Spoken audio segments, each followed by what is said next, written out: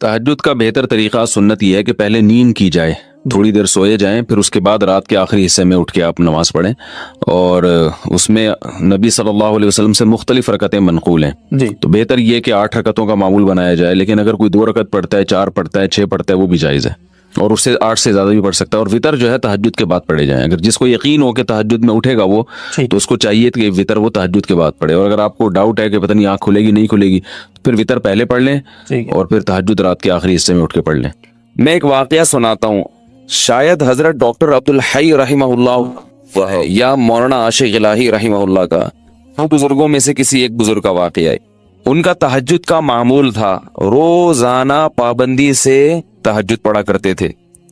ایک دن بیمار بھی تھے، تھکاوٹ بھی تھی، تو فرماتے ہیں کہ بیماری اور تھکاوٹ کی وجہ سے تہجد میں جب آنکھ کھلی تو اٹھنے کا دل نہیں چاہا۔ اب یہ پورا واقعہ ذرا غور سے سنو اور اپنے اوپر فٹ کرو۔ اچھا، ان کا تہجد کا پروگرام ہوتا تھا تو غالباً مصلی پہلے سے رات کو بچھا کے رکھتے تھے، ورنہ شیطان نے یہ ورغلاتا ہے، ابھی اٹھو گے، ابے پھر جا کے مصلی تلاش کرو گے، ابے پھر یہ چھوڑو یار، تو یہ سارے انتظامات پہلے سے کر کے رکھا کرو۔ تو وہ انہوں نے کہا کہ سستی ہو رہی ہے، اٹھا نہیں جا رہا، نیند بھی آ رہی ہے، کیا کریں؟ اب شیطان کا مقابلہ شروع، شیطان با مقابلہ انسان، کیا خیال ہے؟ اور یہ مقابلہ انسانوں کے ساتھ ہی ہوتا ہے، جو شیطان جیسے شیطان ہوتے ہیں نا، ان سے شیطان کو مقابلے کی ضرورت نہیں ہوتی۔ وہ کہتے ہیں ویسے ہی پڑا ہوا ہے، میرے کہے بغیر ہی پڑا ہوا ہے، کیا خیال ہے؟ میرے کہے بغیر ہی پڑا ہوا ہے، مجھے پڑے ہوئے کو اٹھانے کی چندہ ضرورت نہیں ہے۔ تو اب شیطان نے کیا کیا کہ بھائی سو جا، حدیث میں آتا ہے شیطان تھپکی دیتا ہے، سو جا بھائی بہت لمبی رات ہے۔ تو فرماتے ہیں کہ میں اب شیطان سے مقابلہ کیسے کروں، نفس سستی ہے، تو میں نے نفس کو سمجھانا شروع کر دیا اور شیطان کو ٹوپی کرانا شروع، یہ ٹوپی کے میرے الفاظ ہیں، ان کے نہیں ہیں۔ شیطان کو کیا شروع کر دی؟ ٹوپی کرانا۔ جیسے شیطان بھی ٹوپی کراتا ہے، پتہ ہے آپ کو شیطان پتہ ہے کیسے ٹوپی کراتا ہے؟ شیطان کہتے ہیں صرف ایک دن تو ناغہ کروا رہا ہوں تجھ سے، روزانہ تو پڑتا ہے نا۔ یہ ٹوپیاں ہیں کہ بھائی جب ایک دن چھوڑو گے تو پھر اگلے دن بھی چھوڑو گے، سستی ایک دفعہ ہو گئی تو ہونا شروع۔ پھر شیطان یہ بھی ٹوپی کراتا ہے، کوئی فرض تھوڑی ہے تہجد، تو آج سنتیں چھڑوا رہا ہے، کل فرض چھڑوائے گا۔ فرض کیسے چھڑوائے گا؟ بولے گا چھوڑ دے، توبہ کر لینا، توبہ تو قبول ہو جاتی ہے نا بھائی، کتنا بڑا گناہ ہو جائے توبہ تو قبول ہو جاتی ہے۔ تو یہ ہوتے ہوتے وہ آگے بڑھتا ہے، پھر جہنم میں پہنچائے بغیر وہ اطمینان سے نہیں بیٹھتا۔ تو جیسے شیطان ٹوپی کراتا ہے، آپ بھی شیطان کو ٹوپی کراؤ۔ تو انہوں نے شیطان کو کیسے ٹوپی کرائی؟ انہوں نے شیطان کو ایسے ٹوپی کرائی کہ شیطان نے کہا سو جا سو جا بھائی سو جا، انہوں نے کہا بس اٹھ کے بیٹھ رہا ہوں اور کچھ بھی نہیں کر رہا۔ بھائی لیٹا ہوا آدمی اٹھ کے بیٹھ جائے تو یہ تو کوئی مشکل نہیں ہے نا، بھائی میں بیٹھوں گا دوبارہ سو جاؤں گا، پھر تھوڑی دیر بیٹھوں گا، بس کہہ رہے اٹھ کے بیٹھ گیا۔ بیٹھنا اتنا مشکل نہیں ہوتا سوتے ہوئے، آپ اس کو بتایا جائے نا 2 منٹ بیٹھو پھر لیٹ جانا، کہتے چلو نیند میں آ کے یوں کر کے اٹھے گا بیٹھے گا۔ اب جب بیٹھے ہیں تو شیطان کہہ رہے لیٹ جاؤ، تم نے تو کہا تھا میں صرف بیٹھوں گا۔ ظاہر جب اٹھ کے بیٹھتا ہے لیٹا ہوا آدمی تو سستی میں کچھ تو کمی آتی ہے نا، جو لیٹے ہوئے انسان کی پوزیشن ہوتی ہے سوتے ہوئے میں وہ بیٹھے ہوئے کی نہیں ہوتی، اس کو کچھ سستی میں کمی آتی ہے۔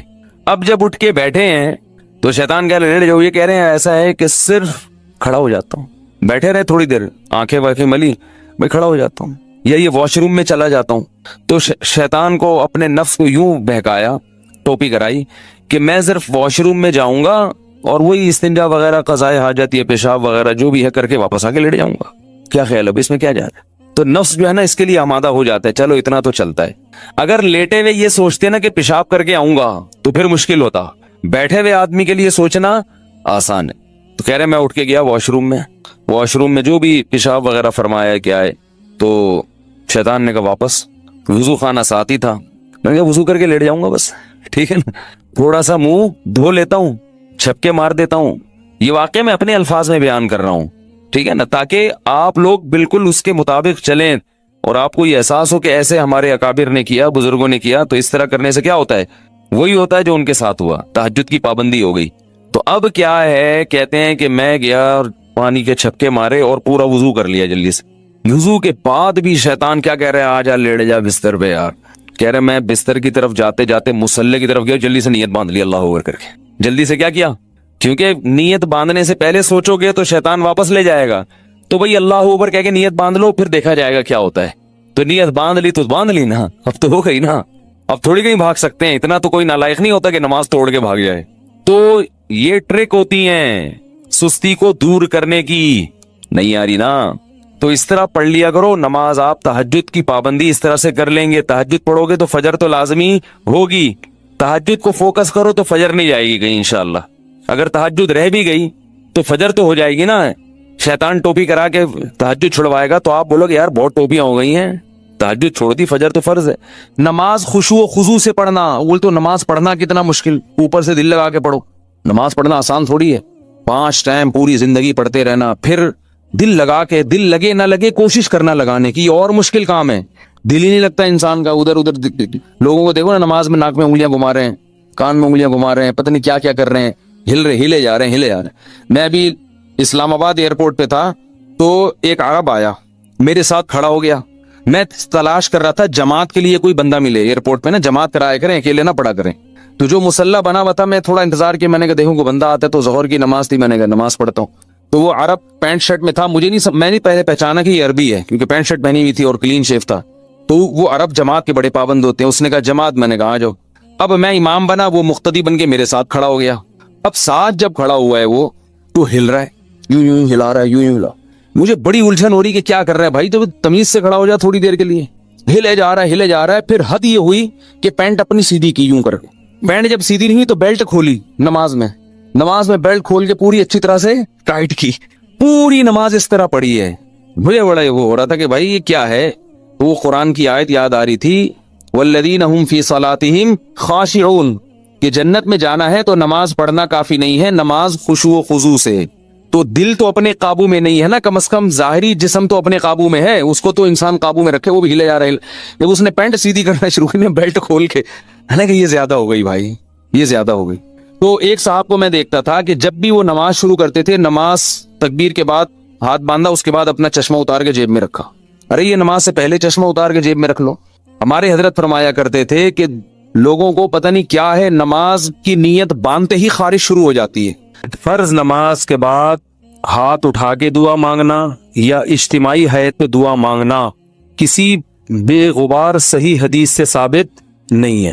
کسی بھی صحیح حدیث سے, ایک روایت ہے جو ذرا کمزور ہے, جس میں آتا ہے کہ ایک دفعہ نبی صلی اللہ علیہ وسلم نے فرض نماز کے بعد ہاتھ اٹھائے ہیں, مگر وہ روایت کمزور ہے. اور اگر اس کو صحیح مان بھی لیا جائے تو ایک دفعہ. سمجھ میں آ رہی بات؟ تو کتنی دفعہ؟ ایک دفعہ. اصول فقہ کی کتابوں میں لکھا ہوا ہے, تو چاروں مذاہب کی فقہ کی کتابوں میں, کہ حدیث اگر کوئی عمل کثرت سے کیا جاتا ہو اور اس کا نقل کرنے والا صرف ایک ہو تو یہ بات بھی حدیث میں شک پیدا کر دیتی ہے. ایک دفعہ اگر نبی صلی اللہ علیہ وسلم نے کیا ہے تو پتہ یہ چلا کہ اور وہ بھی اجتماعی نہیں, انفرادی طور پر. سمجھ میں آ رہی ہے بات؟ انفرادی طور پر. تو آپ بھی کبھی کبھار انفرادی طور پر رفع الیدین کر لیں. عام معمول اگر نبی کا نمازوں کے بعد, فرض نماز کے بعد ہاتھ اٹھا کر دعا کرنے کا ہوتا, چاہے اجتماعی یا انفرادی, تو اس کے نقل کرنے والے کثرت سے ہوتے. سمجھ میں آ رہی ہے اس بارے میں؟ کیونکہ نماز کو تو بہت اہتمام اور اہمیت کے ساتھ احادیث میں بیان کیا گیا ہے, جبکہ ہم دیکھتے ہیں کہ حدیث کی کتابیں اس سے بالکل خاموش ہیں. سمجھ میں آ رہی ہے بات؟ دوسرا مسئلہ, بعض حضرات یہ کہتے ہیں کہ بہت ساری حدیثیں ہیں جن میں آتا ہے کہ رسول اللہ صلی اللہ علیہ وسلم نے فرض نماز کے بعد دعا کی بہت ترغیب دی ہے, اور آپ نے فرمایا کہ سب سے زیادہ دعا قبول کس وقت ہوتی ہے؟ فرض نماز کے بعد. اس حدیث کا مطلب سمجھیں. جب بھی ایک حدیث کو بیان کیا جائے گا دوسری احادیث کو سامنے رکھ کر, خود نبی اور صحابہ نے اس حدیث پر کیسے عمل کیا ہے. ہم نبی کو دیکھتے ہیں کہ کہیں بھی نہیں کسی صحیح حدیث میں ملتا کہ نبی صلی اللہ علیہ وسلم کا یہ معمول تھا کہ آپ فرض نماز کے بعد ایسے دعا مانگتے تھے. خلفائے راشدین سے بھی کوئی روایت نہیں ملتی, نہ صحیح نہ ضعیف. بھائی دیکھو ہمارے ہاں تو یہ پابندی سے ہو رہا ہے نا 5 نمازوں میں ہر مسجد میں, اگر صحابہ میں بھی ایسا ہوتا تو کوئی ضعیف روایت تو ملتی نا صحابہ کرام سے, نہ صحیح ہے نہ ضعیف ہے. اور نبی سے بھی کوئی کثرت سے ایک روایت ہے, اس کی سند پہ بھی کیا ہے, ٹھیک ہے بعض نے اس کو صحیح کہا بعض نے ضعیف کہا, مگر وہ بھی متفق علیہ صحیح نہیں ہے. تو یہ کیسے ہو سکتا ہے کہ ایک عمل پابندی سے ہو رہا ہو اور اس کا نقل کرنے والا کوئی ہو ہی نہیں. تو اب ہم دیکھتے ہیں کہ جو حدیث میں آتا ہے فرض نماز کے بعد آپ صلی اللہ علیہ وسلم نے دعا کی ترغیب دی ہے, خود کیسے دعا مانگی ہے. تو ہم دیکھتے ہیں کہ نبی سے دوسری حدیثوں میں کیا ملتا ہے. آپ نے فرمایا جس نے فرض نماز کے بعد اللہم انت السلام پڑھا. کسی حدیث میں آتا ہے آپ نے فرمایا اللہم لا مانع لما اعطیت ولا معطی لما منعت ولا ينفع ذا الجد منک الجد. کسی میں آتا ہے جس نے فرض نماز کے بعد آیت الکرسی. خود آپ کا اپنا معمول بھی یہی. تو پتہ یہ چلا ان کلمات کو حدیث میں دعا سے تعبیر کیا جا رہا ہے. یہ وظائف ہیں. وظیفہ اس دعا کو کہتے ہیں جن کے یعنی لگے بندے کلمات ہوں. اس کو بھی دعا سے تعبیر کیا جاتا ہے. اس کی مثال ایسے ہے جیسے ہم کہتے ہیں افطار کی دعا, آذان کے بعد کی دعا, مسجد میں داخل ہونے کی دعا, مسجد سے باہر نکلنے کی دعا.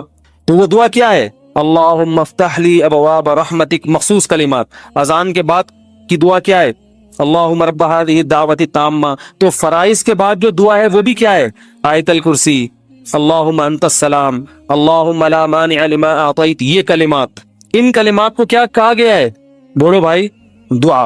اور ابن تیمیہ رحمہ اللہ کی رائے یہ ہے جو تفرد ہے کہ فرض نماز کے بعد سے مراد ہے جو اتحیات کے درود شریف کے بعد ہم دعا پڑھتے ہیں, رب اجعلنی مقیم الصلاۃ ربنا آتنا, جو کیونکہ حدیث میں آتا ہے دبور کل صلاۃ.